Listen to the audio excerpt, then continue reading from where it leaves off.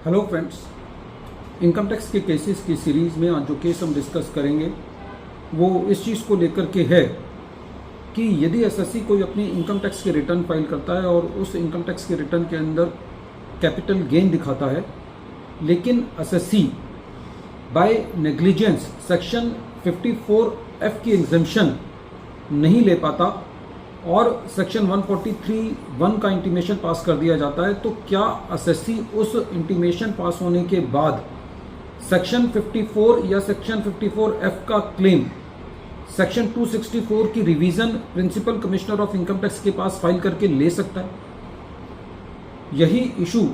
Honourable Bombay high court ने एक writ petition के अंदर एक case Nisarg Ajay Kumar Vakharia versus principal commissioner of income tax and another के केस में डिसाइड किया। ये केस 488 ITR पेज नंबर 75 पर रिपोर्ट हुआ और इस केस का जजमेंट 3 फरवरी 2026 को आया। प्रेजेंट केस असेसमेंट ईयर 22-23 से रिलेटेड है। प्रेजेंट केस के अंदर एसएससी ने अपनी इनकम टैक्स की रिटर्न फाइल करी और उस इनकम टैक्स की रिटर्न के अंदर एसएससी ने 18.10 करोड़ की इनकम दिखाई। रिटर्न फाइल करने के बाद एसएससी की रिटर्न सेक्शन 143 सबसेक्शन 1 के अंदर प्रोसेस भी हो गई। उसके बाद एसएससी को पता चला कि एसएससी सेक्शन 54F की एग्जम्पशन लेने के लिए एलिजिबल था, लेकिन एसएससी ने उस एग्जम्पशन को अपनी इनकम टैक्स की रिटर्न के अंदर नहीं लिया और रिवाइज रिटर्न का भी टाइम निकल चुका था। एसएससी के पास अब इस स्टेज पर दो ऑप्शन थे कि एसएससी सेक्शन 143 सबसेक्शन 1 का जो इंटीमेशन था उसके अगेंस्ट या तो सीआईटी अपील में अपील फाइल करे और या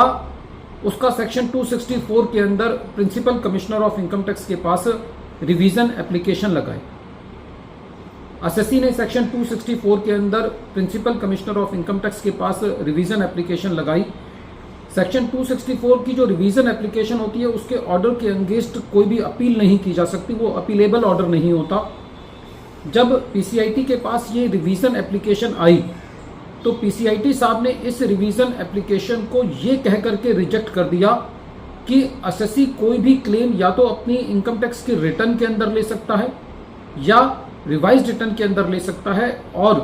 पीसीआईटी ने गटसे India limited versus commissioner of income tax जो कि 2006 का जजमेंट है उस पर रिलाय करते हुए एसएससी की सेक्शन 264 की रिवीजन एप्लीकेशन को खारिज कर दिया। एसएससी के पास इस जो रिजेक्शन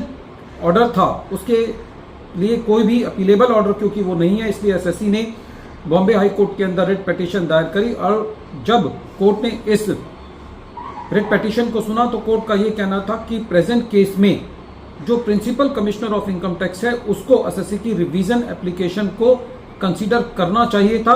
इससे कोई फर्क नहीं पड़ता कि एसएससी ने अपनी ओरिजिनल रिटर्न फाइल करने के अंदर कोई मिस्टेक कर दी हो। कोर्ट का ये कहना था कि प्रेजेंट केस के अंदर जो रिवीजन एप्लीकेशन को रिजेक्ट किया गया है उस रिवीजन एप्लीकेशन को, उस कैंसिलेशन को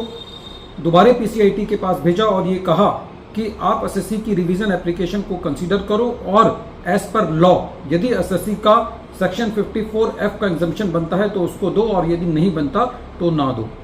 फ्रेंड्स, ये केस बहुत इंपॉर्टेंट है क्योंकि इनकम टैक्स प्रोसीडिंग्स के अंदर ये बहुत कॉमन अप्रोच हो गई है कि